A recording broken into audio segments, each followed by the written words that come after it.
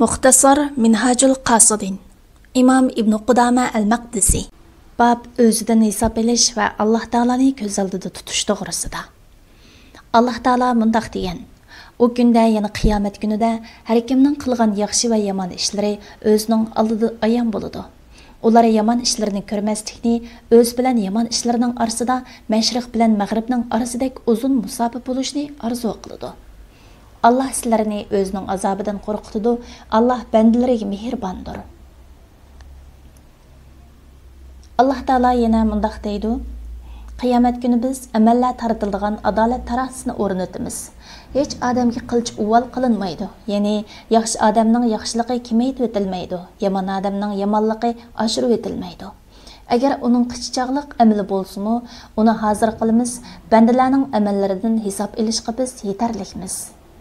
Allah Taala yana mundaq degan: Kishilarning nomi amali o'tirib qo'yildi. Gunohkorlarning uningdagi xotirlaridan qo'rqqanligini ko'rsan. Ular: "Voy bizga! Bu nomi amalga cho'ng kichik gunohning hammasi xotirlanibdi-ku" deydi. Ular qilgan etganlarining hammasining nomi amaliga xotirlanganligini ko'rdi. Parvardigoring hech odamga zulm qilmaydi. Allah Taala yana mundaq degan: Bu kunda kishilar qilgan amallarining natijasini ko'rish uchun to'p-to'p bo'lib tarilib ketadi. Kimki zarrachilik yaxshi qildi ekan, uning mukofotini ko'rdi. Kimki zarrachilik yomon ish qildi ekan, uning jazosini tortadi. Bu va buningga o'xshagan oyatlar oxiratdagi hisob olishning xatarini bayon qiladi. Aql egalari bu xatardan qutulishning yo'lining nafsdan hisob olish va Alloh taolaning rostchilik bilan ko'z oldida tutish ekanligini biladi. Dunyoda nafsdan hisob olgan kishining oxiratdagi hisobi yengil bo'ladi. Qaytadigan o'rni go'zal bo'ldi. Nafsdan hisob olishga sal qaragan kishining hasrat nadomati davom qiladi. Aql egalari ularni Alloh taolaning azobidan faqat toat ibodatli qutqizdiganligini bilganda, Alloh taolo ularni sabr qilish va chegara saqlab jihodga tayyor turishga buyurdi. Alloh taolo mundaq deydi: Ey mu'minlar, toat ibodatning mushaqqatlariga va sizlarga yetgan ig'irchiliklarga sabr qilinglar. Düşmanlarga qarshi ziyoda chidamliq bo'linglar. Chegaralaringlarni saqlab jihodga tayyor turinglar. Maqsadinglarga yetish uchun Allohdan qo'rqinglar, ya'ni uning amriga muxolifatchilik qilmanglar. Ilgirkilar avval nafslarga shart qo'yish, ondan uni ko'zitish, ondan hisob elish, ondan jazolash bilan nafsiga qarshi jihod qilishga tayyor turdi.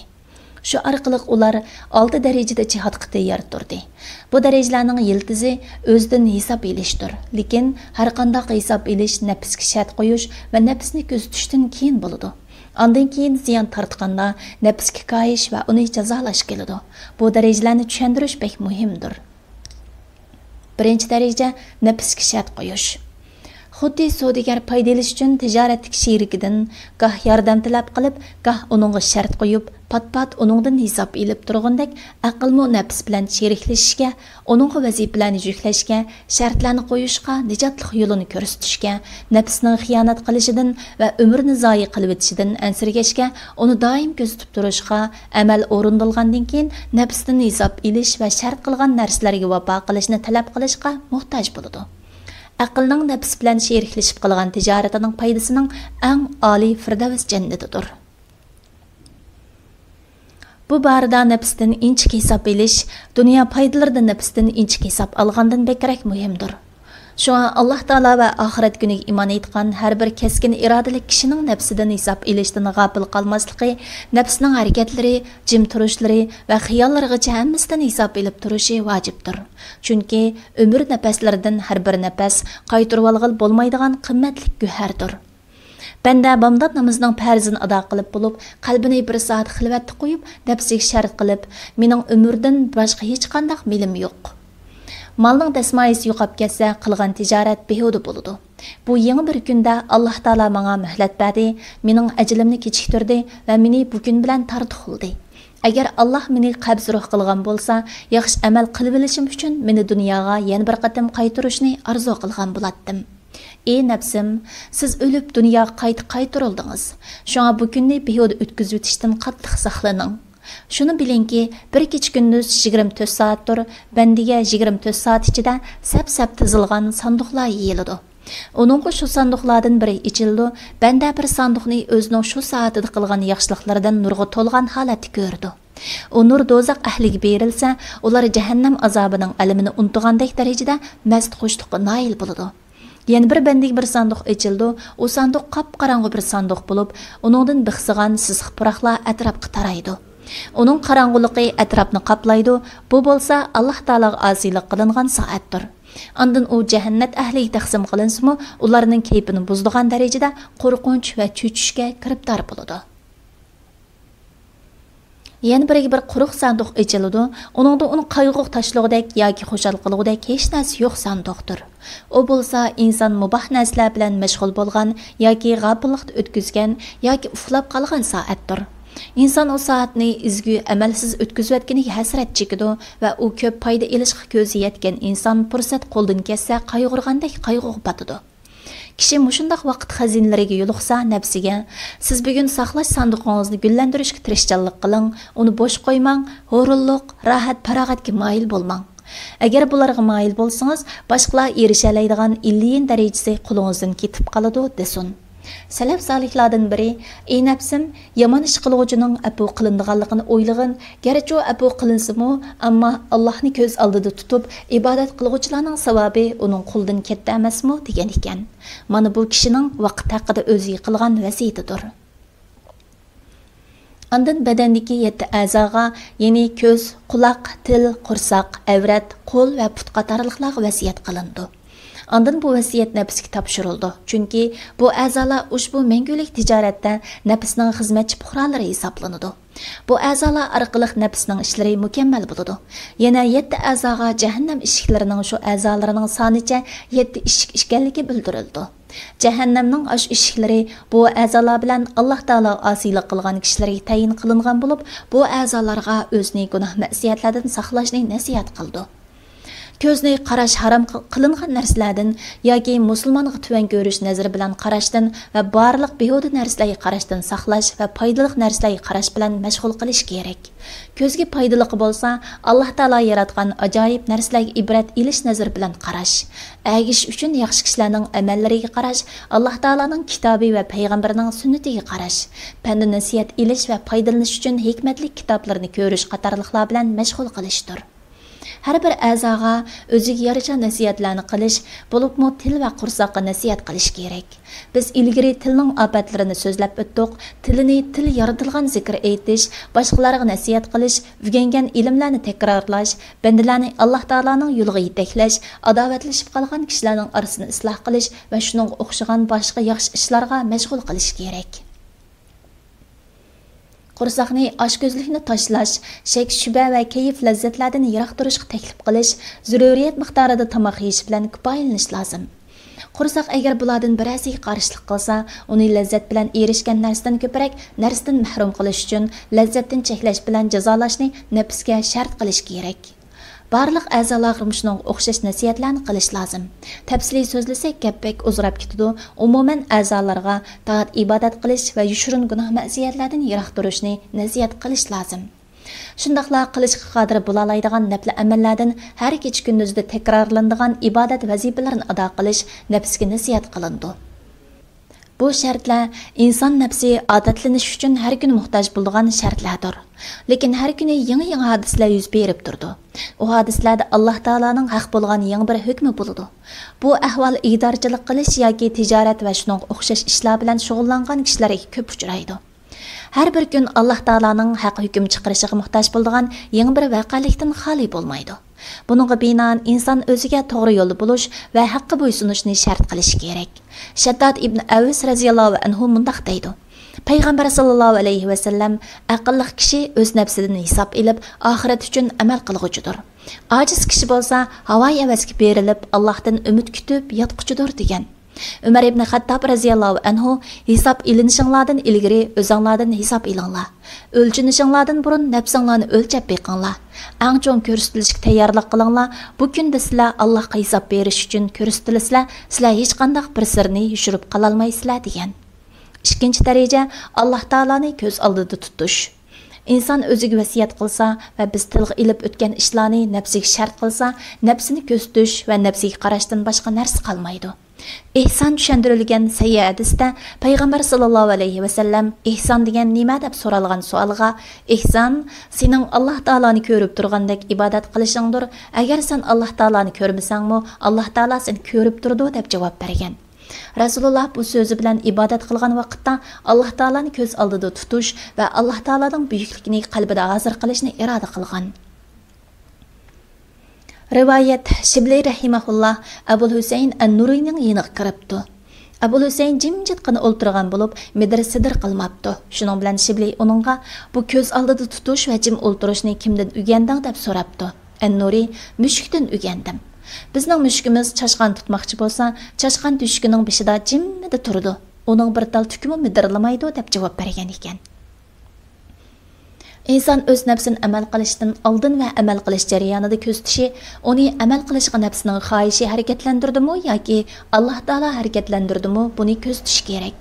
Agar Alloh taolodan qo'rqish uni amal qilishga harakatlantirgan bo'lsa, u amalni qilaverishi. Agar ko'ngil xohish harakatlantirgan bo'lsa, uni tark etish kerak. Mana bu ixlos deyiladi. Hasan rahimahulloh mundaq degan: o'z niyati ustida to'xtab, agar niyati Alloh taolo rizoligi uchun bo'lsa, niyat qilgan narsani ishga oshiradigan, agar boshqa g'araz uchun bo'lsa, niyat qilgan narsani kechiktiradigan kishiga Alloh rahmat qilsin. Bandaning taat ibodatda Alloh taoloni ko'z oldida tutishi bo'lsa, taat ibodatni xolis Alloh taolo uchun qilishdi bo'ladi.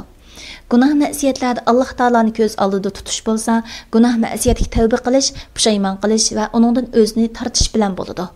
Mubah ishlarda Alloh taoloni ko'z oldida tutish bo'lsa, adablarga rioya qilish va ne'matlarga shukr qilish bilan bo'ladi. Har qanday ne'matga shukr qilish, har qanday balo musibatga sabr qilish lozim. Bularning hammasi Alloh taoloni ko'z oldida tutganlik bo'ladi. Vahib ibn Munabbih rahimahulloh mundaq deydi: Davud alayhisalom hikmatlari ichida shu hikmatlar bor edi. Aqlli kishi 4 soatdan g'aflatda qolmasligi kerak. Biri Parvardigoriga munojat qiladigan soat, biri nafsidan hisob oladigan soat, yana biri ayblarini ko'rsatib qo'yadigan qarindoshlarining yeniga boradigan soat va yana biri halol ishlarda o'z oldiga pinhon qoladigan bir soat. Bu har bir soat boshqa soatlarga yordamchi bo'ladi. Inson nafsiga kuch to'playdi, yemak-ichmak bilan mashg'ul bo'lgan soati zikr o'qish va fikr qilish qatorliq afzal amallardan xoli qolmasligi kerak. Chunki yegan tomoq haqida tafakkur qilish badan bilan qilingan ko'p amallardan afzaldir. 3-daraja amal qilib bo'lgandan keyin o'zidan hisob elish. Alloh taolo mundaq degan: "Ey mu'minlar, Allohdan qo'rqinglar. Har odam ata qiyomat kuni uchun yaxshi amallardan nimalarni tayyorlaganligiga qarasin. Allohdan qo'rqinglar. Alloh haqiqatan qilayotgan ishinglardan to'liq xabardordir." Bu oyat amal qilib bo'lgandan keyin nafsidan hisob elishga ishoratdir. Shuning uchun Umar ibn Xattob radhiyallohu anhu hisob elinishinglardan ilgari o'zinglardan hisob elinglar degan. Hasan al-Basri rahimahulloh mu'min kishi nafsiga hukmrondir, mu'min o'zidan hisob elib turadi degan va yana mu'minni ushtum tutgangan musibat ajablantirdi. Mu'min o'ziga musibat yetsa, Alloh bilan qasamki, ey musibat, men seni arzu qilgan edim, men senga muhtoj edim. Lekin Alloh bilan qasamki, sening mening beshimga kelish uchun hech kuch-quvvating yo'q edi, chunki men bilan sening orangda to'salg'i bor edi deydi degandir. Mümin o'zidan bir xatolik sodir bo'lsa, nafsiga qaytib, men qasddan xatolik o'tkazmoqchi emas edim. Bu xatolikning mendan sodir bo'lgani yaxshi bo'lmadi. Inshaalloh buningdan keyin ikkinchi bu xatolikni qilmayman deydi. Müminlar Qur'on Karim o'ziga arg'amchi bo'lgan kishilardir. Qur'on ularni halokatdan to'sib qoladi. Mümin dunyoda asrga o'xshashdir. Mümin o'zini qutuldirishga harakat qiladi. Alloh taologa uchrashib bo'lguncha Alloh taoloning azobidan amin bo'lib yashamaydi. Mümin qiyomat kuni quluqi, ko'zi, tili va badan a'zolarining hammasidan so'rildiganligini biladi. Bir kishining tongning dastlabida nafsi bilan shartlashadigan vaqti bo'lgandek, kechqurunmi nafsidan hisob oladigan bir vaqti bo'lishi muhimdir. U kishi xuddi dunyoda savdogarlar sheriklar bilan har yili yoki har oyda va yoki har kunda bir qatam hisoblashgandek o'zi qilgan barliq ishlardan hisob olishi lozim. Hisob elishning ma'nosi mal ko'paydimi yoki kemaydimi buningga qarashdir. Buning uchun dasmoyiga, foydaga va ziyonga qarash kerak. İnsanның dini milining dasmoyisi Alloh taolo belgilagan farzlardir. Uning foydasi nafla va fazilat amallardir. Uning ziyni bo'lsa gunoh ma'siyatlardir. Shuning uchun o'zidan eng avval farzlarni ado qildimi yo'q, buningdan hisob olsin. Agar gunoh qilib salgan bo'lsa, uni yuyish uchun nafsini jazolash bilan mashg'ul bo'lsin. Rivoyat. Tavba ibn Simma raqada edi. U o'zidan hisob oladigan kishi edi. Bir kuni u umrini hisoblab 60 yoshga kirganligini bildi. Kunlarni hisoblaydi, 21500 kun chiqdi-da varqirab ketdi. Attingay, men haqiqiy podshoh oldiga 21500 gunoh bilan boramanmi? Qandaqmi undaq bo'lmasin, har kunda 10000 gunoh tursa, deb aylanib o'lib qoldi. Andan kishilar g'oyibdan nima degan go'zala, u Firdavs a'lo jannatiga yugurib ketdi degan ovozni angladi. Banda har soatda nafaslari, qalb va badan a'zolarining gunohlariga qarata nafsidan hisob olib turish kerak. Chunki inson o'zi qilgan har bir gunoh evaziga ho'ylasiga bir tosh os edi, ozg'in muddatda ho'ylasi to'shib ketgan bo'ladi. Lekin inson gunoh ma'siyatlarni hisoblashga sal qaraydi. Halbuki uning gunohlarining hammasi xotirlab qo'yilgandir. Allah Taala deydi, o kunda Allah ularning hammasini tirildirdi. Ularning dunyodagi chaqda qilgan qilmishlarini aytib berdi. Allah ularning qilmishlarini nomi amaliga xotirlab qo'ygan, ular bo'lsa unutib qolgan. Allah hamma narsani ko'z tutib turg'uchidir. 4-daraja nafsni o'tkazgan kamchiliklarga binoan jazolash. Allah rizosini iroda qiluvchi nafsdan hisob elib, nafsning kamchilik o'tkazganligini yoki gunoh qilganligini bilsa, nafsiga beparvolik qilmaslik kerak. Chunki nafs gunoh qilsa, uning sal qarash keyinchi ko'p gunohlarni qilishni osonlashtirib qo'ydi. Va nafsni gunohlardan tortish tas bo'ladi. Balki inson nafsini xuddi bolasini va ayolini jazolagandek muboh bo'lgan jazo bilan jazolash kerak. Rivoyat qilindiki, Umar roziyallohu anhu o'zining bir beg'iga chiqdi. Uyga qaytganda kishilar asr namozini jamoat bo'lib o'qib bo'lgan edi. Shuning bilan Umar ko'nglida, men boqqa chiqdim, qaytganimda kishilar asr namozini ado qilib bo'pti, mening bu beg'im miskinlarga sadiq bo'lsin dedi va bog'ni miskinlarga sadiq qilyapti. Lays rahimahulloh aytdi, Umar roziyallohu anhu bir qatam jamoat bilan namoz o'qish o'tib ketganligi uchun beg'ini miskinlarga sadiq qilyapgan. Ishitdikki, Umar roziyallohu anhu bir ish bilan aldirash bo'lib, shom namozini vaqtida o'qiy olmay, osmonda 2 yulduz oshkor ko'rinib qolgan edi. Shuning bilan Umar roziyallohu anhu shom namozini ado qilib o'tib, uning kafforatiga 2 qul ozod qilgan edi. Hikoya qilindiki, Tamim ad-Dari roziyallohu anhu bir kechasi tahajjud o'qig'il qiyamda tura olmay, tong'atquch uxlab qolgan edi. Natijada qilgan shu ishiga o'zini jazolab uxlamay 1 yil qiyamda turgan edi. Hassan ibn Abi Sinan bir balxonaning yenidan o'tib ketib, bu balxona qachon bino qilindi deb soladi. Oldin nafsiga yuzilinib, "Ey nafsim, sen foydasiz narsani so'ramsan, seni 1 yil ro'z tutish bilan azoblayman" deb 1 yil ro'z tutgan edi. Nafsni buningdan boshqa shariatda halol bo'lmaydigan ishlar bilan azoblash haromdir. Misol, Bani Isroilda bir odam bo'lib, qo'lini o'ziga harom bir ayolning yutusi qo'yib qilib, evaziga qo'lini o'tga yiqib palash bo'lib qolgan. Yana birisi bir ayolning qishiga tushmoqchi bo'lib, ibodatxonasidan putini ilib bo'lib, ondan o'ylanib ko'nglida, "Men nima qilmoqchi bo'ldim?" degan va putini qaytirib olmoqchi bo'lganda, "Hayot, Alloh taolaning ma'siyatiga chiqqan bu put men bilan ibodatxonamga qaytmaslik kerak" deb putini ibodatxona sirtida singilgan holatda qo'yib qo'ygan va u put yomg'ir bilan shamolda titilib ketgan. Yana bir odam bir ayolga qarab qolganligi uchun 2 ko'zini qo'yib atgan. Yuqorqidek ishlar bilan gunoh qilib qolsa, o'zini bundoq jazolash haromdir. Albatta bu ishlar ularning shariatida durust bo'lgan taqdirdami, bizning shariatimizda haromdir. Ularning mushunga o'xshash yo'lida bizning dindoshlarimizdan bir turkum kishilar mangdi, bu tamoman nodonlikdir. Hikoya qilindiki, G'azvan degan bir zoid bir ayolga qarab salgan va yuziga kachatlab urib ko'zi yaralangan. Anglashimizcha bir kishi havo qattiq sovuq vaqtda ehtilom bo'lib qoldi. O kishi sovuq sababli husul qilish kechikkanligini his qilib, yamalgan yung kiyimi bilan yuyinishga, o kiyimni salmaslikqa ham siqmaslikqa qasam qildi. O yung kiyim pek qalin kiyim bo'lib, 20 ratildan egri keladi. Bu bo'lsa bilimsizlikdan bo'lgan ishdir. İnson o'z nafsiga bundaq ishlarni qilmasligi kerak. Peqir Talbisu Iblisning azdurishi nomli kitobimda nodonlarcha ibodat qiladigan kishilar sodir qiladigan mushning o'xshash ko'p ishlarni bayon qildim. 5-daraja nafsiga qarshi jihad qilish. Nafsga qarshi jihad qilish bo'lsa, ilgari so'zlab o'tganimizdek, inson o'zidan hisob olib, nafsining gunoh qilganligini bilsa, nafsni jazolashidir. Agar nafsni fazilatlik amallardan birasini yoki virdlardan biri virdni qilishdan o'rinliq qilgan holatida ko'rsa, nafsni uningga ig'ir keladigan virdlar bilan adablash kerak. İbn Umar raziyallohu anhu bir qatam jamoat bilan namoz o'qiy olmaganligi uchun shu kechani to'liq ibodat qilish bilan o'tkazgan edi. Agar nafs virdlarni qilishga bo'ysunmasa, nafsga qarshi jihad qilish va quldan kelishcha nafsni shu virdlarni qilishga majburlash kerak.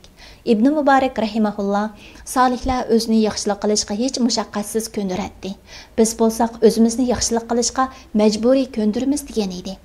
İbadetgo'ylarning sharkat, fazilatlari haqida kelgan xabarlarni anglash va ularga ergishib minish uchun ulardan hamroh bo'lishga qodir bo'la olgan kishilarga hamroh bo'lish nafsining ibodatlarni qilishiga yordami bo'ladigan ishlar qatoridandir.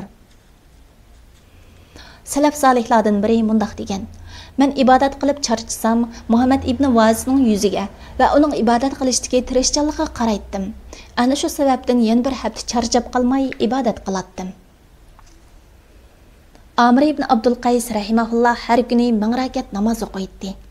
Asvad ibn Yazid rahimahullah ko'kirib sarg'ayib ketguncha ro'z tutatdi.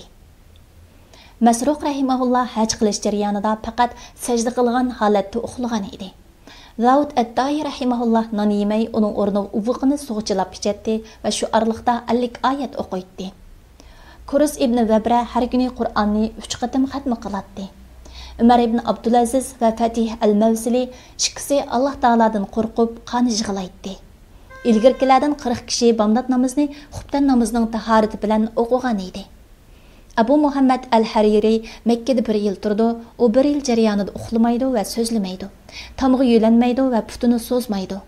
Abu Bakr al-Qattani rahimahullah mundaq deydi: "Men uningdan buningga qanday qodir bo'lading deb so'ragan edim. U Alloh taolo mening ichimning rostchiligini bildi, shunga tashqi a'zolarimda menga yordam berdi" deb javob bergan. Kishilar Zajla degan bir obidaning yoniga kirib, o'ziga yumshoqlik qilish haqida nasihat qilgan edi. U obida: "Kunlar nihoyat tez o'tib ketadi. Bugun bir ibodat o'tib ketsa, ati uni topqil bo'lmaydi. Alloh taolo bilan qasamki, ay qarindoshlarim, meni badanim ko'tara olasizlar, men Alloh taolo uchun namoz o'qiyman, hayot kunlarimda Alloh taolo uchun ro'za tutaman, ko'zim quribli ketmasa, yig'layman" dedi. Kimki ibodatgo'ylarning umr bayonlariga qarashni, ularning nafsiga qarshi jihad qilish bo'stonliqlarida ko'ngil etishni istasa, fiqri yozgan Sifatus Saffa, Sarxillarning sifatlari nomli kitobga qarasin.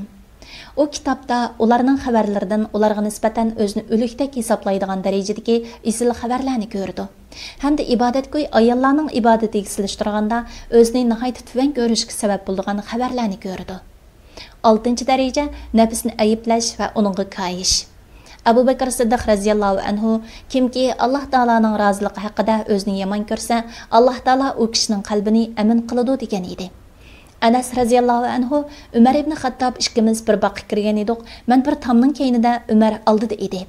Shunda Umarning o'z-o'ziga: "Ey Umar ibn Xattob, ey Amirul Mu'minin, vah vah, Alloh bilan qasamki, Xattobning o'g'li, yo sen Alloh taoladan qo'rqsan, yo Alloh taolo seni azoblaydi" deganligini angladim degan. Bag'dari ibn Haris: "Men bir abidning yoniga kirdim, u oldiga bir o't yiqib o'z nafsiga qayiyotgan ekan. U to'xtamay nafsiga qayigan peti o'lib ketdi" degan edi. Ba'zilar yaxshilar tilga ilinsa, "Uf, isib menga, tufi menga" deydi. Sening eng yomon dushmaning nafsingdir. Nafsing bo'lsa yomonlik ko'p buyuradigan va yomonlikqa bek moyil bo'ladigan qilib yaratilgandir. Sen nafsingni to'g'rilashga, paylashga, gunoh ma'siyatlardan yiroq qilishga va zanjirlab Parvardigorga ibodat qilishga yetaklashga buyurilgansan. Agar nafsingga sal qarsang, nafsing haddidan eshib topdan chiqadi. Uningdan keyin uni bo'ysundirmoqing tas bo'ladi. Agar nafsingni ayiblab tursang, u xavfsiz nafsga aylanish mumkindir. Shunga nafsingga yaxshilikni aslatishdan g'afil qolmag'in. Ya'ni nafsingga yuzlangan uning nodonligi va do'tligini o'ziga iqro qildirg'in. Shundaqla nafsingga deginki: "Ey nafs, sen nima degan nodonsan, ha? Sen kishilar ichidagi eng ahmaq va eng do't turib, aqlliqlik va ziyraklikni da'vo qilamsan. Sen o'zingning jannatga yoki do'zaxga manganligingni bilmaysan. Ikkisidan qaysi kirdiganligingni bilolmagan kishi qandaqmi o'yin tomosha bilan mashg'ul bo'lsin? Sen bugün әті dünyadan tizli ilip ketilişin mümkün. Kelgülüklerinin mu tulumu yıqıllıqını, ölümnün toydurmay, uştum tut kildiğalıqını bilmemsen. Ölüm çoğun kiçik demeydi. Belki her tınıqın ölüm buluş mümkün. Eğer uştum tut ölüm kelmese, uştum tut kesel kelidu, kesel insanını ölümge yetküzüdü. Sana ölüm şunca yıqın olsa, nemişki ölüm üçün tayyorlik qilmaysan? Nefsim, sen Allah Taala meni ko'rmaydi deb turib gunoh ma'siyat qilgan bo'lsang, sen nima degan ashaddiy kofirsan, ha? Agar Allah Taala mening qilmishlarimni ko'rib turdi deb turib gunoh qilgan bo'lsang, sen nima degan hamoqat, nima degan hayosizsan, ha? Sen Allah Taalaning azobiga taqat qila olamsan? Issiq mujid bir soat o'ltirish bilan buni sinab baq. Yoki barmog'ingni o'tqa yiqib sinab baq. Nefsim, huzur halovatga xushtarliq seni to'g'ri yo'lda mingishdan cheklagan bo'lsa, qiyinchilikdan xoli, sap va mangu qoldigan huzurni talab qil. Ba'zi bir yemeklik insonni ko'p yemekliklardan mahrum qo'ydi. Saqayishi va uzun vaqt ne'mat ichida yashash uchun tevib 3 kun suv ichmaslikka buyurgan aqlli kasal kishiga nima deysan? Shahvat haqqini ado qilishda bu kishining aqli nimani talab qildi? Darhol shahvatini ado qilib, ondan keyin mangu alam chekamdi. Sening umring jannat ahlining ne'mat muddati va do'zax ahlining azob muddatiga bo'lgan mangulik ne'mat yoki mangulik azob qisilishtirganda 3 kunni barliq umriga silishtirganga o'xshaydi. Balki dunyo umriga silishtirganda ko'zni yumib ochgandan az vaqtdir. Kashki shahvatlarga sabr qilish alimi qattiqroqmi yoki uzunroqmi bilsamchu. Yoki do'zax qatlamlarida jahannam o'tida azoblanish alimi qattiqroqmi, nafsiga qarshi jihad qilish alimiga sabr qila olmaydigan kishi oxiratdagi azob alimiga qandoqmi taqat qila olsin? Nafsim, seni 100 obro'yni yaxshi ko'rish mashg'ul qildimi? 60 yoki 70 yildan keyin sen va sening nazaringda 100 obro'yliq bo'lgan kishilardan hech kim qolmaydiganligini bilmamsan. Dunyoning past sheriklari bo'lganligi, uning ko'p mushaqqatli bo'lganligi va tez suratda yo'qolganligi uchun uni tark etsang bo'lmamdi. Sen olamlarning parvardigorining qo'shindorchiligini ahmoqlarga hamroh bo'lish sibiga tegishmoqchimisan? Ko'plagan mollari zoyi bo'ldi, ozg'in umr qilib qoldi. Agar sen o'zingni bilsang eding, zoyi bo'lgan narsalarga pushaymon qilatding.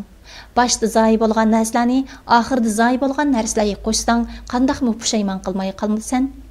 Qisqag'in bu kunlarda uzun oxirat kunlari uchun amal qil. Savol so'roqqa tayyorlik qilgin. Dunyodan majburiy chiqishning oldida erkin odamlardek dunyodan chiqishga sabab bo'lgan yaxshi amallarni qilgin. Kimning minadigan ulug'i kecha va kunduz bo'lsa, u kishi mangmismi sayr qildirildi. Bu nasihatlarni tafakkur qilgin. Agar bu nasihatlar sana ta'sir qilmasa, ta'sirini yo'qotqiningga yig'lig'in. Chunki yosh rahmat dengizidan ilinadi.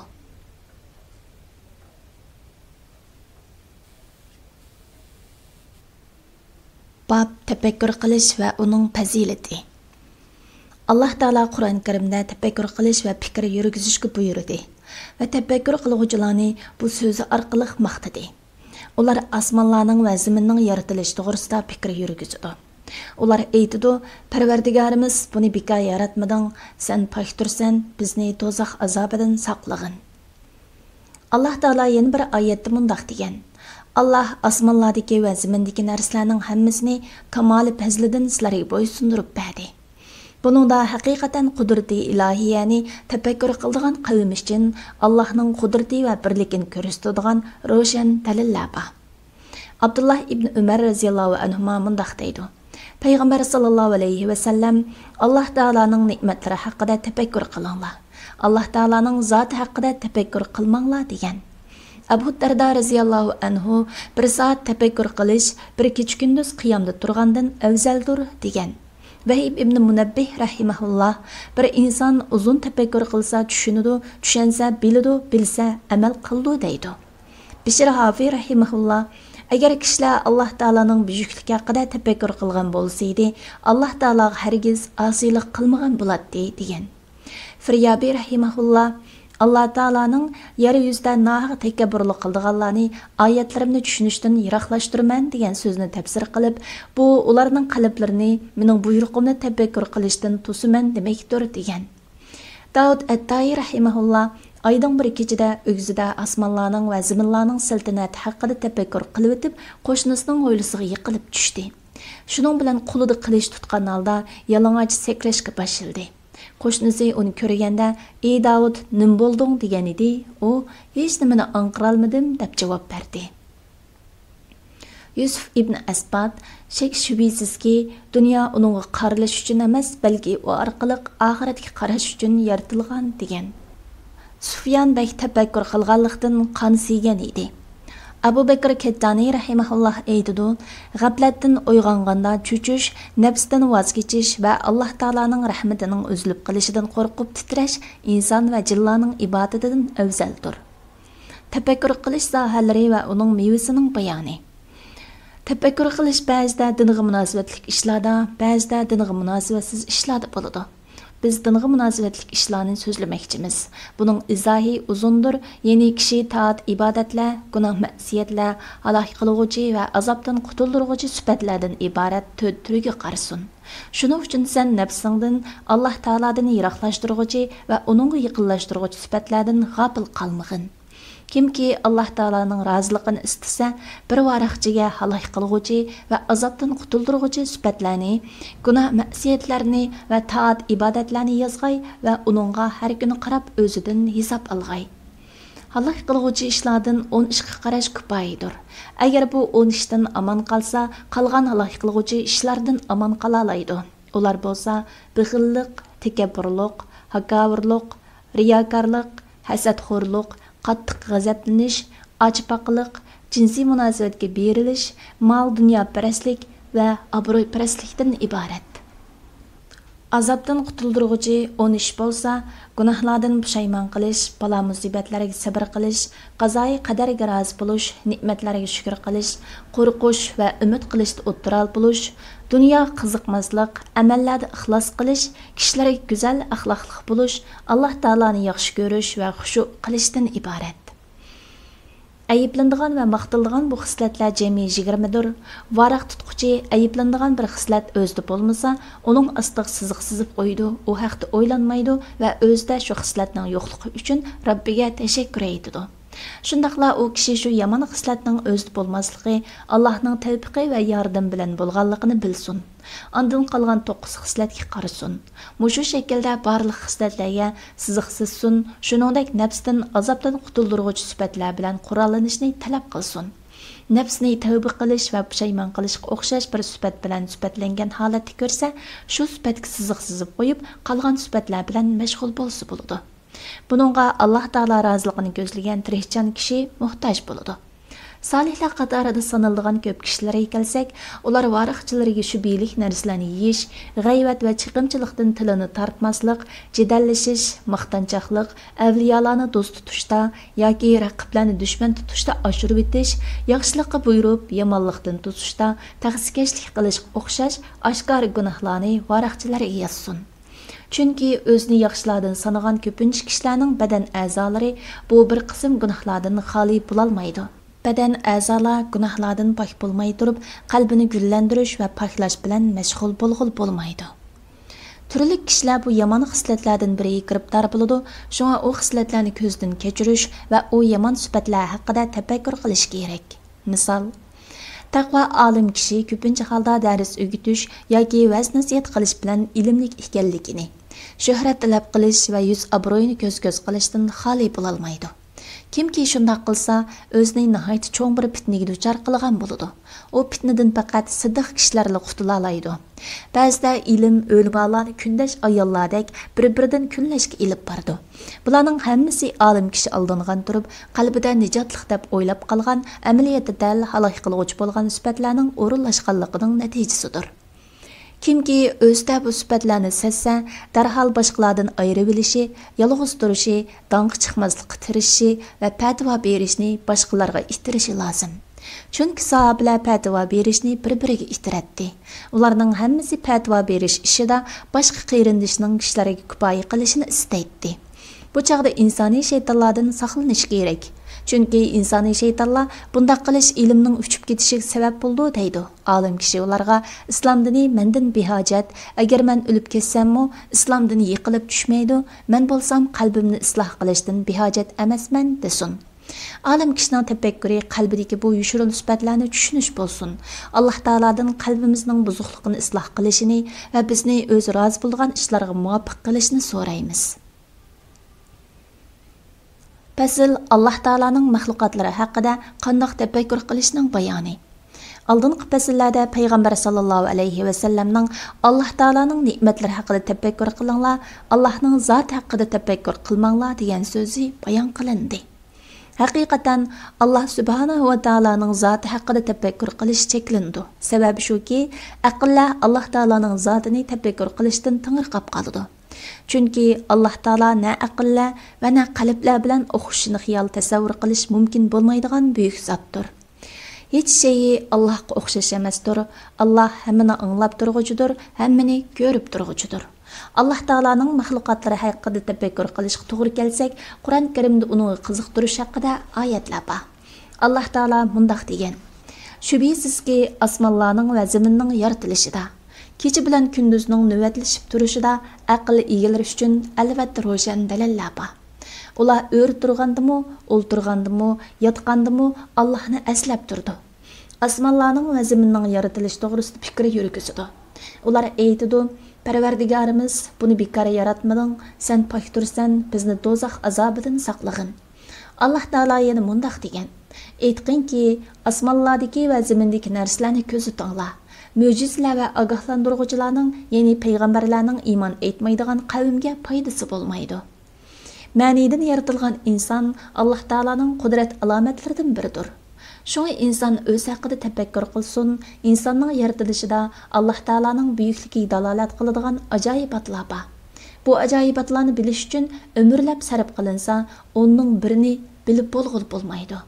Halbuki inson uningdan g'afildir. Alloh taolo insonni o'zining nafsi haqida fikr yurgizishga buyurib, zaminda va o'zinglarda Alloh uchun e'tiqod qildiganlar uchun Allohning qudratini va birligini ko'rsatadigan nurg'un alomatlar bor.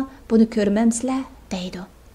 Tağlarga yushirilgan guharlar, altun, kumush, piroza va shuning o'xshash qimmatli tosh, metallar, shuningdek nefit, gungurt va qarmaylarga o'xshash boyliqlar Alloh taolaning qudrat alomatlaridandir. Yer yuzining hamma yerini qurshab turgan cho'nqir dengiz va muazzam okeanlarmi Alloh taolaning qudrat alomatlaridan biridir. Agar yer yuzidagi butun quruqliq va tog'lar kabi ochiq zaminlar bir joyga to'plansa, butun suvlarga qiyosan okeanusdagi kichik bir orolchilik keladi. Dengiz okeanlarda biz quruqlikni ko'rgandan nechasi ko'p ajoyibotlar bor. Alloh taolaning marvoyitni qandoq yaratganligiga, uni suv ostidagi sadab ichida qandoq yumaloq qilganligiga qarag'in.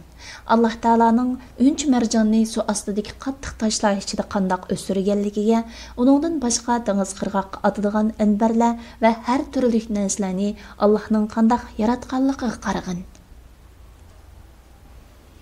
Alloh taolaning kiyimlarni suv ustida qandoq laylatib, shamollar orqali qandoq mangdirdiganligidek ajoyibotlarga qarag'in. Buningdan hayron qolarligi sudur. Suv zamin yuzidagi hayvon bo'lsin, o'simlik bo'lsin, hammasining hayotlik manbasidir. Agar bir kishi suv ichishga muhtoj bo'lsa va suv ichishdan cheklansa, agar uning qo'li ilkida butun dunyoning xazinalari bo'lgan taqdirdami, uni bir yutum suvga fido qilgan bo'ladi. Suv ichib bo'lgandan keyin u ichgan suvni sirtqa chiqara olmasa, zamindagi barliq xazinalarni chiqarib bo'lsa-mu, shu suvni tindan chiqarishga sarf qilgan bo'ladi. Şoňa bende bu nimetden gafil kalmazlık gerek. Hava Allah Taala'nın nimetlerinden biridir. Hava bolsa köz bilen körügül bolmaydigan nazik cisimdir. Sen havanın qattiqlığı ve küçüge, havanın ajayibatlarına cümleden yağmur bulutları, güldürmama, çakmak, yağmur, qar möldür, aqar yıldızlar, çakmak avazi ve onundan başka ajayibatlarga qaragın. Dengiz canlıqlarının suda üzgelligiga, uçar qushlarning qanot gerib havoda parvoz qilishlariga qarag'in. Ondan ko'kka, koinotdagi tiralligiga, yulduzlarga, quyosh va oyga qarag'in. Har bir yulduzning rangi, shakli va o'rilishida Alloh taolaning hikmati bor. Alloh taolaning kechini kunduzga va kunduzni kechiga kirgizdiganligiga qarag'in. Quyoshning seyriga qarag'in. Quyosh seyrining yoz, qish, atyoz va kuzda qandoq o'zgaradiganligiga qarag'in. Quyosh zamindan 160 nechasi cho'ngdir derlar. Shaksizki, osmondagi eng kichik yulduzmi zamindan 8 cho'ngdir. Demek bir yulduz muşundaq çoğun bolgan yerde sansız yulduzlar joylashgan koinotga qarag'in. Ko'zing shuncha kichik turib, ularni ko'ralganligini o'ylag'in. Agar uyi oltin hal bilan zinnatlangan bir boyning uyiga kirsang, uningga hayratlanasan va u uyni davomli aslab tursan. Sen osmondan iborat ushbu buyuk uyga, uning ziminga, to'rosiga, ajoyibotlariga, narsa keraklariga, ajoyib naqshlariga qaraysan, ammo uni so'zlamaysan, qalbing bilan uningga qarmaysan va yaratquchingning bino qilganini o'ylamaysan. Bu haqiqatan hayron qolarlik bir ishdir. Sen o'zingni Parvardigoringni unutuysan, qursuqing va havaslaring bilan mashg'ul bo'lsan. Sen g'aflatda beayni bir chumoliga o'xshaysanki, u chumoli podshoh qasrining timidagi uvisidan chiqib, bir hamroyi bilan uvis haqida so'zlashib, uni qandoq bino qilganligini, uning ichiga yiqqan narsalarni so'zlaydi. Ammo podshoh qasrini va uning ichidagi kishilarni tilga olmaydi.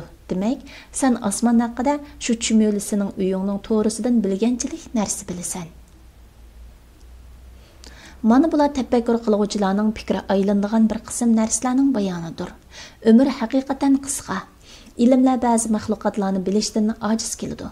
Lekin sen maxluqotlarning ajoyibotlarini qancha ko'p bilishni xohlasang, seni yaratquchining ulug'ligini bilishing shuncha mukammal bo'ladi. Bu yerda ishorat qilib o'tilganlarni shukr qilish haqidagi temada so'zlaganlarimiz bilan qo'shib tafakkur qilgin. Inson bu narsalarga bular Alloh taolaning yaratganlari va Alloh taolaning maxluqotlari deb qarasa, Alloh taolaning ulug'ligi va kattaligini bilib foyda oladi. Kimki bu narsalarga sabablarni paydo qilguvchi Alloh taolaga bog'lanishlik deb emas, ba'zi ta'sir qildi degan tarafdan qarasa, baxtsiz bo'ladi. Cahilani qadamlarimizning haq yo'ldan tiyib ketishidan, gumrohliklarga moyil bo'lib qilishdan Alloh taolaga sig'inib panoh tilaymiz. Biz ko'rmaydigan farishtalar va jinlar haqida tafakkur qilishning yo'li yo'q. Shunga biz ko'zimiz bilan ko'radigan narsalarni so'zladik. Alloh eng yaxshi bilguchidir. Bab ölümni əslash, ölümdən keyingi ishlar va ölümga munosabatlik masalalar to'g'risida. Ölümni əslash va uni ko'p əslab turish, qiziqtirish haqida. Aldamchi dunyo manqulotlariga dum tushib, dunyoga berilguchining qalbi ölümdən g'afil bo'lib, ölümni əslamaydi. Əslagan taqdirdimi ölümni yomon ko'rib, uningdan qochadi. Kishilar ya dunyoga berilguchi, ya yaxshi amal qilishni boshlagan tabikor va yoki dunyoning haqiqatini tunib, yomon amallardan qo'l uzguchi deb 3 qismga bo'lindi. Dunyoga berilguchi o'limni aslamaydi, aslismi o'zining dunyosiga, dunyolik qo'ldan chiqib ketgan narsalarga afsuslanish uchun aslaydi va o'limni ayiblash bilan mashg'ul bo'ldi. Bundaq kishining o'limni aslashi uni Alloh taoladan yiroqlashtirdi. Tavbikorga kelsak, tavbikor o'z qalbida Alloh taoladan qo'rqish va ayminishning qo'zg'alishi uchun o'limni ko'p aslaydi. U shu orqali tavbasiga mukammal vafo qiladi. Tavbikor ba'zida mukammal tavba qilib olishidan burun yoki oxirat tayyorligini yaxshi qilib olishdan ilgari o'lim kelishni xohlamasligi mumkin. Uning bu holatda o'limni xohlamasligi xato emasdir. Bu xohlamaslik payg'ambar sallallohu alayhi va sallamning kimki Alloh taolo bilan uchrashishni yomon ko'rsa, Alloh taolami uning bilan uchrashishni yomon ko'rdi degan so'ziga tushmaydi. Chunki u banda o'zidagi kamchilik va toat ibodatni ketkizib qo'yishlar uchunla Alloh taolo bilan uchrashishdan qo'rqadi. Bu kishi xuddi o'zi yaxshi ko'rgan kishini yaxshi kutaman deb tayyorlik qilib yurib, kutgan kishisi bilan uchrashishga kechikib qolgan kishiga o'xshaydi. U kishi bu holatda yaxshi ko'rgan kishisi bilan uchrashishni yomon ko'rgan kishi hisoblanmaydi. Buning alomati doim o'limga tayyorlik qilish va uningdan boshqa mashg'ul bo'lgan ishi bo'lmaslikdir. Agar bu alomatlar topilmasa, unda kishi dunyoga berilguchi kishilar qatoriga qo'shilib ketadi. Dunyoning haqiqiy mohiyatini bilguchiga kelsak, u doim o'limni aslaydi. Chunki o'lim yaxshi ko'rgan habibi bilan uchrashish vaqti bo'lib, u o'z habibi bilan uchrashish vaqtini unutmaydi. Bundaq kishi ko'pincha vaqtda o'limning kelishini kechikdi deb qaraydi. O'limni pasixlar yurtidan qutulish va olamlarning parvardigorining qo'shindorchiligiga yetkilish uchun yaxshi ko'rdi. Haqiqatan ba'zilar aytgandek, o'lim bo'lsa, muhtojlikda yetib kelgan mahbubdir. Undaq bo'lgan ekan, tavbikor o'limni xohlamaslikqa o'zrilikdir. Dunyoning haqiqiy mohiyatini tunug'uchi o'limni yaxshi ko'rish va uni arzu qilishda o'zrilikdir. Bu ikki kishidan yuqori martabadagi kishi bo'lsa, o'zining ishini Alloh taolaga topshirib, o'ziga na o'lim, na hayotlikni tanlamagan, balki eng suyumli narsasi Parvardigori yaxshi ko'rgan narsa bo'lgan kishidir. Bu kishi yaxshi ko'rishi va do'st tutishi, taslim bo'lish va mamnun bo'lish maqomiga berib to'xtagan kishidir. Mana bu eng yuqorichak va oliy maqsaddir.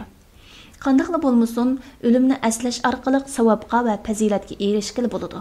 Sababi dunyo bilan mashg'ul bo'lg'uchi o'limni aslash orqali dunyodan yiroqlashishi mumkin. Chunki o'limni aslash uning ne'matli turmushini qiyinlashtirdi va do'g'lashtirdi.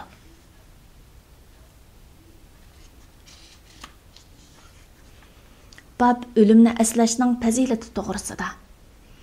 Abu Hurayra radhiyallohu anhu rivoyat qiladi-ki, payg'ambar sallallohu alayhi va sallam lazzatlarni kesib tashlag'uchi o'limni ko'p aslanglar degan. Anas radhiyallohu anhu rivoyat qildi-ki, payg'ambar sallallohu alayhi va sallamning yonida bir odam tilga ilingan edi. Kishilar u kishi haqida yaxshi gaplarni qildi. Shuning bilan payg'ambar sallallohu alayhi va sallam o do'stinglar o'limni qandaroq aslaydi degan edi. Ular uning o'limini tilga olganligini anglab baxmabdiq dedi. Rasululloh undaq sizlarning umroyinglar uncha yaxshi yerda emas dedi. İbn Ömer radhiyallohu anhu rivoyat qildiki, payg'ambar sallallohu alayhi va sallamdan qays mu'min eng aqlli mu'mindir deb so'ralgan edi. Payg'ambar sallallohu alayhi va sallam o'limni ko'p tilga oldigan, o'limdan keyingi ishlar uchun bek yaxshi tayyorlik qildiganlar ana shular eng aqlli kishilardir deb javob berdi. Hasan al-Basri rahimahulloh o'lim dunyoning moyitini ichib tashlaydi. O'lim dunyoda aql egisi uchun xushallik qoldirmaydi. Bir banda qalbida o'limni aslasa, dunyo va dunyodagi barliq narsalar uningga arzimas tuyuldi degan. Ibn Umar radhiyallohu anhu o'lim va qiyomatni aslasa, qush misoli titraydi.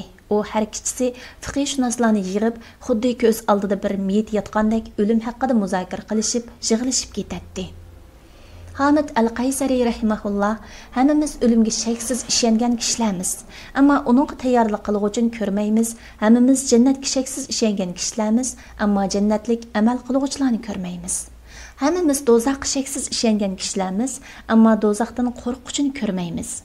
Nimaga xushal bo'lyapsizlar? Nimani kutyapsizlar? O'limni kutyapsizlar? O'lim sizlarga yaxshilik yoki yomonlik bilan keladigan tunji sovg'idir. Ey qarindoshlarim, Rabbinglar tomon go'zal ravishda minginglar deydi. Shumayd ibn Ajlan kimki o'limni ko'z o'ngida tutsa, dunyoning tarjiligi va kengrichiligiga parvo qilib ketmaydi degan. O'limni aslashni amaliylashtiriishning yo'li. O'limning xatiri cho'ngdir. Kishilar o'limni oz tafakkur qilganligi va oz aslaganligi uchun o'limdan g'afil qoladi. O'limni aslaganlarmi uni g'afil qalb bilan aslaydi. Shuning uchun uningga o'limni aslash manfaat bermaydi. Banda qalbini ko'z o'ngidagi o'limni aslashga markazlashtirgandala, o'limni aslash manfaat beradi. Banda o'limni aslashda xatarga to'shqan bir keng daloga safar qilishni iroda qilgan yoki dengizda safar qilgan kishiga o'xshash bo'lishi kerak. Bu yerlarda safar qilganlar shu yerdagi xiyim xatarlar haqida tafakkur qiladi. Buningda eng foydali yo'l o'zidan ilgari dunyodan ketgan tangchishlari va o'zining o'xshashlarining o'limini va ularning tuproq ostidagi holatlarini aslashdir. Ibn Mas'ud radhiyallohu anhu boshqalardan pand nasihat olgan kishi baxtli kishidir degan. Abu Darda radhiyallohu anhu o'liklar tilga ilinsa, o'zingni ulardan biri hisoblig'in degandir. İnsan qabristonliklarni ko'p ziyorat qilishi, nafsi dunyolikdan bir narsaga talpinib qolsa, shu zaman hamini o'zining unasidan ayrilganligini tafakkur qilishi va orzularini kam qilish kerak. Abdullah ibn Umar radhiyallohu anhu rivoyat qilib mundaq deydi. Payg'ambar sallallohu alayhi va sallam mening muramni tutib turib, sen dunyoga g'irib yoki musofirga o'xshash bo'lg'in dedi. Ibn Umar radhiyallohu anhu yana mundaq deydi. Kech qilsang tongni kutmagin, tong atqizsang kechni kutmagin. Kasallikdan burun saqliqingni g'animat bilgin, o'lim kelishdan ilgari hayotliqingni g'animat bilgin. Yana bir hadisda payg'ambar sallallohu alayhi va sallam mundaq degan. Men ummatim uchun eng qo'rqadigan narsa nafs xohish va uzun umr ko'rmangu deyishdir. Nafs xohish haqiqatan adashtirdi, uzun umr ko'rmangu deyish bo'lsa, oxiratni unutqizadi. Hasan al-Basri rivoyat qiladi-ki, payg'ambar sallallohu alayhi va sallam sahobalarga: "Hammanglar jannatga kirishni yaxshi ko'ramsizlar?" deganda sahobalar: "Ha, ey Allohning payg'ambari" dedi. Shuning bilan payg'ambar sallallohu alayhi va sallam: "Arzuni oz qilinglar, ajallaringlarni ko'z oldinglarda tutinglar va Alloh taoladan haqiqiy ravishda hayo qilinglar" dedi. Abu Zakariya at-Taymi rahimahulloh aytadi: Sulaymon ibn Abdulmalik Masjidi Haramda turayotganda uningga bir naqsh o'yilgan tosh ilib kelindi. Sulaymon o toshdagi naqshni o'qiy oladigan bir kishini izlab topib keltirib, toshdagi naqshlarni o'qitdi. Uningda mundaq deyilgan edi: "Ey odam bolasi, agar sen ajlingning yaqinligini bilsang eding, uzun arzu qilishni tashlagan, ko'p amal ibodat qilishga qiziqqan bo'larding. Mal dunyoga bo'lgan hirismanligingni va hiylalaringni tashlagan bo'larding. Sen o'lib, ahl avloding, xizmatchilaring seni qabriga topshirganda, bola chaqa va urug' nasabing tamoman qo'ldan ketganda qilganlaringga pushaymon qilasan. Sen o vaqtda dunyoga asla qaytolmaysan, yaxshiliklaringni ko'paytirmaysan. Shunga qiyomat kuni uchun amal qilgin, hasrat va nadomat kuni uchun amal qilgin." Uzun arzu qilishning sababi va uning iloji to'g'risida. Uzun umr ko'rmango deyishga sabab bo'lgan narsa ikkidir. Biri dunyoni yaxshi ko'rish, yana biri bilimsizlik. Dunyoni yaxshi ko'rishga kelsak, inson dunyo va dunyoning shahvatlari, lazzatlari va aloqalaridan bahra olsa, uning qalbining dunyodan yiroqlashishi dastur. O chaqda qalb dunyodan yiroqlashtirg'ich bo'lmish o'limni eslashdan bosh tortadi. Har kimki bir narsani yomon ko'rsa, uni qalbidan chiqarib o'tadi.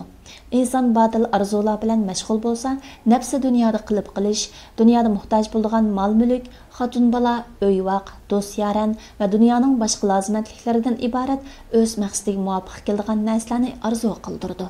Shu orqali uning qalbi bu fikrda to'xtab qolib, o'limni eslashdan yiroq bo'ldi va o'limning yaqinligini mo'ljarlay olmaydi. Ba'zi hollarda kishi uchun o'limni xiyol qilish va uningga tayyorlik qilish zaruriy tug'ilsa-mu, uni kechiktirdi va o'z-o'ziga tasalli berib, "Sen cho'ng bo'lguncha oldingda kunlar uzun, cho'ng bo'lganda tavba qilib olasan" deydi. Yeshi cho'ng'ayganda bo'lsa, qayrig'anda tavba qilib olasan deydi. Qayrig'anda bo'lsa, bu o'yni silib bo'lgandan keyin, bu etisni terib bo'lgandan keyin yoki bu safardan qaytib bo'lgandan keyin tavba qilasan deydi. Shunday qilib tavba qilishni keyinga qoldirib, kechiktirib bir ishni tamomlab bo'lguncha uningga 10 ish qo'shilib mangdi. Mushunday qilib tadrijiy har kuni tavba qilishdan kechiktirdi. Bir ishni qilib bo'lib, yana bir ish bilan mashg'ul bo'ldi. Oxirida u o'ylab baxmagan vaqtda o'lim kelib, hasrat, nadomati ziyoda bo'ladi. Do'zax ahlining ko'pincha varqirashlarimi tavba qilishni keyinga so'zg'anlikdan bo'ladi. Ular yaxshi amal qilishni kechiktirganligimiz uchun ming hasrat deydi. Bu arzularning hammasi dunyoni yaxshi ko'rish, uningdan bahra olish va payg'ambar sallallohu alayhi va sallamning "Nimani xohlasang, shuni yaxshi ko'rgin, baribir uningdan judo bo'lg'uchisan" degan so'zi g'aflatda qolganlikdan kelib chiqqandir. Ikkinchi sabab bilimsizlik. Bilimsizlik bo'lsa, insonning o'z yoshligiga ishonishi va yoshlik mezgilida o'limni o'zidan yiroq sanishidir. Bu bechora o'z shahridagi yoshlarni sanasa, ularning xaloyiqning o'ndan birichilikmi emasligini tafakkur qilmamdi. Yoshlarning az bo'lishi, yoshlarga o'limning ko'p kelganligi uchundir. Ba'zida bir qiyri kishi o'lib bo'lguncha ming narasida bola va yosh yigit o'lib bo'ladi. Kishi ba'zida sog'ligi bilan mag'rurlandi, o'limning o'ziga ushtum tut keladiganligini bilmaydi. Kishi agar o'limni yiroq sanasa, uningga kasallik ushtum tut keladi. Inson kasal bo'lsa, o'lim uningdan yiroq emas. Agar inson tafakkur qilsa va o'limning keladigan yoz, qish, atyoz, kuz, kecha va kunduz deydigan muayyan bir vaqt yo'qligini va yosh, qiyri yoki o'tir yosh bo'lsin, maxsus bir yoshga bog'lanishlik emas ekanligini bilsa, u o'limni nihoyat cho'ng biladi va o'limga tayyorlik qilgan bo'ladi. Fasl arzu havasning ziyoda yoki kam darajalari. Uzun umr ko'rmango deyish borasida kishilar to'liq farqlidir. Ba'zilar uzun umrni arzu qiladi, ba'zilar bo'lsa qanday ahvolda bo'lishidan qat'iy nazar arzu armonsiz qolmaydi, ba'zilar bo'lsa pek kam arzu qildi. Abu Usman an-Nahdining mundaq deganlik rivoyat qilindi. Men 130 yil yashadim, hamma narsaning kemiyib ketganligini his qildim-yu, lekin arzuyim shu peticha o'zgarmay turdi. Kam arzu qilish haqida shu rivoyat qilindiki, Abu Muhammad Habibning ayoli mundaq degan: "Erim Abu Muhammad menga, agar men bugun o'lib ketsam, meni yuvib, mundaq qilish uchun palonchiq elchi avating. Siz mundaq ishlarni qiling" degan edi u ayoliga. Eringiz shu kun bir tush ko'rib ekanmi deyilgan edi. U ayol, "Erim menga har kun shundaq deydi" deb javob bergan. Ibrohim ibn Shumayt mundaq deydi: Abu Zura manga, "Men sana hech kimga deb baxmagan bir so'zni qilay. Men 20 yildan beri o'limni kutib masjiddan chiqib baxmadim. Nafsim manga yana masjidga qaytqin davatudu" degan edi. Bir kishiga "Ko'ynigingni jumamsan" deyilgan edi. U "O'lim uningdanmi tez keladi" deb javob berdi. Muhammad ibn Abi Tavba rahimahulloh mundaq degan: "Ma'ruf degan kishi namozga takbir aytib bo'lib, menga aldiga chiqib imom bo'lgin" dedi. Men uningga: "Agar men sizlar bu namozni o'qib bersam, sizlar bilan uningdan boshqa namoz o'qiy olmayman" dedim. Ma'ruf: "Alloh taologa sig'inib uzun arzu qilishdan panoh tilaymiz, chunki arzuni uzun qilish yaxshi amal qilishdan to'sadi" dedi. Bular bo'lsa zoidlarning arzuni oz qilish haqidagi ahvollaridir. Arzu qancha oz bo'lsa, amal qilish shuncha ko'p bo'ldi, chunki arzuni oz qiluvchi bugun o'lib ketishni o'ylaydi. Hozir o'lib qolgan odamdek o'limga tayyorlik qildi. Kech bo'lganda Alloh taolaning salomat qilig'iga shukr qildi va bugun kech o'lib ketaman deb o'ylab amal qilishga aldiraydi. Amal qilishga aldirashning bayoni va amal qilishni kechiktirishning ofati to'g'risida. Yana bir sahih hadisda payg'ambar sallallohu alayhi va sallam mundaq degan: "Sizlar Alloh taoladan yaxshilik kutgan holatda o'linglar." Rivoyat qilindiki, payg'ambar sallallohu alayhi va sallam sakratdagi bir kishining yeniga kirib, uningga "O'zingni qandoq his qilyapsan?" deydi. U kishi "Alloh taolaning rahmatini umid qilyapman va gunohlarimdan qo'rqyapman" deydi. Payg'ambar sallallohu alayhi va sallam bu ikkisi bir bandaning qalbida tang to'plansa, Alloh taolo uningga umid qilgan narsani beradi va uni qo'rqqan narsadan amin qiladi deydi. Sakratlik vaqtda Alloh taolaning rahmatini umid qilish afzaldir. Chunki qo'rqinch bo'lsa haydiladigan bir qamchidir. O'lim kelganda ko'z to'xtab qoladi. Shunga ko'ziga mehribonlik qilish kerak. Shayton shu chaqda bandaning yeniga kelib, bo'layotgan ishlar haqida bandani Alloh taolaga norozi qiladi. Uning ko'z oldidagi ishlardan uni qo'rqitadi. Shunga u o'rinda Alloh taoladan umidvorlik dushmanni dafi qiladigan eng kuchli qurol hisoblanadi. Süleyman At-Taymi o'limni sezganda o'g'liga: "Ey o'g'lim, Alloh taolo bilan umidvor holatda uchrashishim uchun menga ruxsatlar haqida so'zlab bergin" degan edi. Planlag'uvchi doktor Abdulaziz Rahmatullah. Tarjim qilguvchi Abdullah Abdulmajid. Nashr qilguvchi Sajiya Islom tadqiqot markazi. Muharriri doktor Abdulaziz Rahmatullah A9. Korrektor Abduvali Ablis Muhammad Barat. Layihalaguchi A Aqhun. 2024-yili 1-nashri 1-qatim basilishi. İstanbul. Nashr huquqi Sajiya Islom tadqiqot markaziga tava. Har qanday o'rin yoki shaxsning xohlagancha ko'paytib tarqatishiga ruxsat qilinmaydi.